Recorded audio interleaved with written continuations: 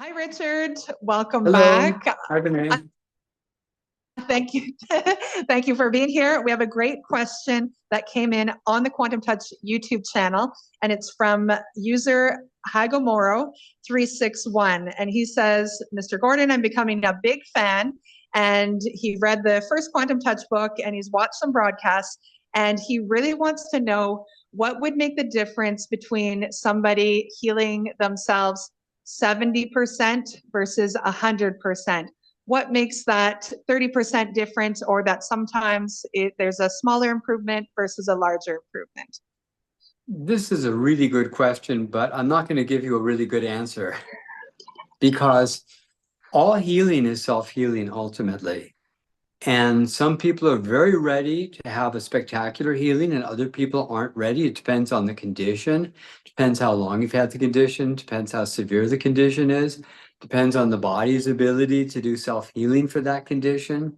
It even may depend on if there's emotional issues you may have to address before you can heal the condition.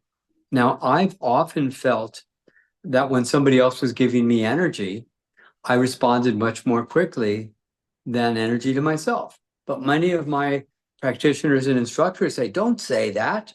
I'm doing perfectly well working on myself and I don't need to have it from anybody else.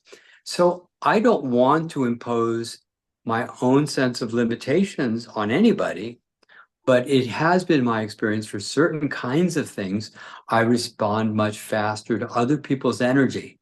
If you think of the energy as a movement of this life force energy that you move through yourself ongoingly, another person's energy is more of a surprise to your system. For example, I've used this example before, but if I stroke my own arm, it feels okay. I don't really think about it as being special.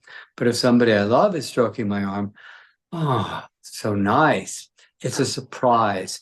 And the uniqueness and surprise of another person's energy can make all the difference. So just keep working on yourself. Don't try to gauge how fast or how perfect it is. Just keep working the energy and let's hope for the best. Excellent. Thank you. I think I remember one time you saying that everybody has a different flavor of love. So that can play into effect also in terms of what a person's body reacts to. Well, thank you so much, Richard. And thank you to Hagoromo 361 on YouTube.